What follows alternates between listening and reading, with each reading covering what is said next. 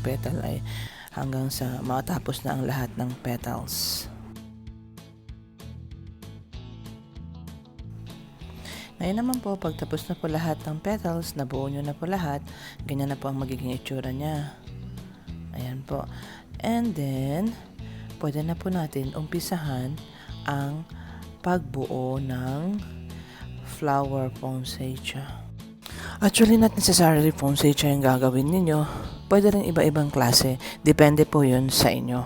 So, para sa araw na ito, ganyan po ang gusto kong style. Ngayon po ay pagdidikitan na po natin ang mga petals. Lagyan lang po natin ng glue stick sa pagmamagitan ng glue gun. Painitin po natin ng maayos para maganda siyang gamitin. Or any paste po na pwedeng dumikit, pagdikitin ang mga petals at para makabuo ng isang flower or poinsettia flowers. Ay, by the way po pala, hindi po nadikit ang glitter foam sa isang paggagamitin nyo ang isang normal na paste. So, dapat talaga silicone. Kung napansin nyo po, nilagyan ko po ng bilog or design ang taas ng flower para po matakpan yung butas, yung maliit na butas. Siya rin magsisilbing design ng flower. Then later on, pwede ko siyang lagyan ng beads or ng pearl.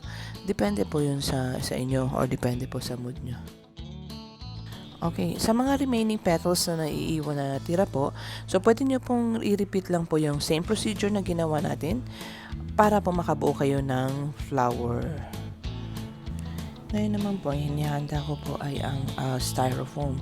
Dito sa project na to, styrofoam ang ginamit ko. Pwede naman kasi actually kahit cardboard, okay lang naman po. Basta depende po yan sa inyo, depende po sa anong available ninyo or sa budget ninyo. Since low-cost nga po ito, so ang ginamit ko dito ay crepe paper. Pero pwede rin kayong gumamit ng ibang materials. Pwede rin kayong gumamit ng ribbon, ibalot nyo sa wreath. Depende po yan sa inyo. Kung gusto nyo naman na tool, pwede rin siya, pwede rin mga tela. So, magdidepende talaga yun sa inyo kung ano ang gusto ninyo.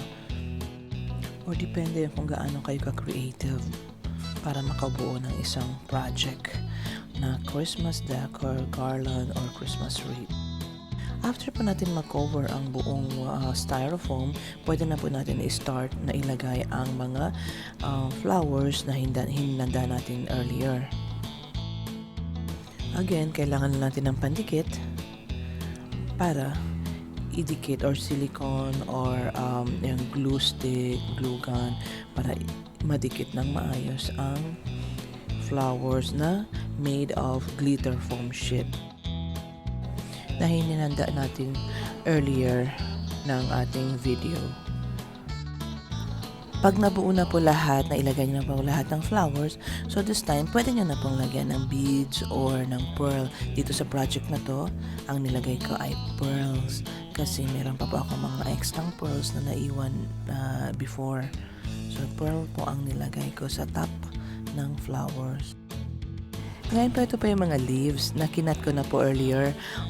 Made of glitter foam sheet din po siya. So, kinat ko siya.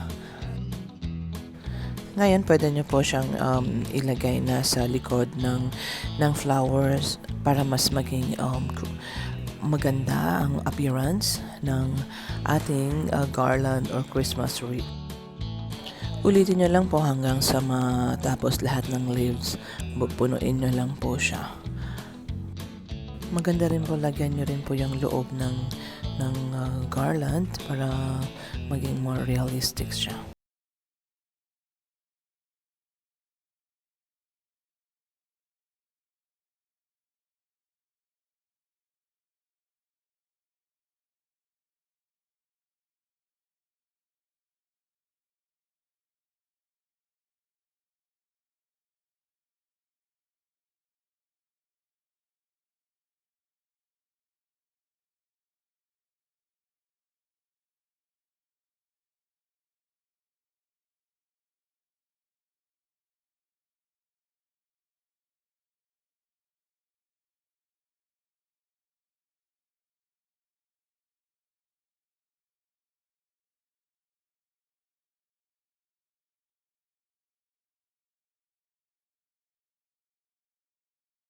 product natin, ang Christmas decor or Christmas garland na perfect for this holiday season.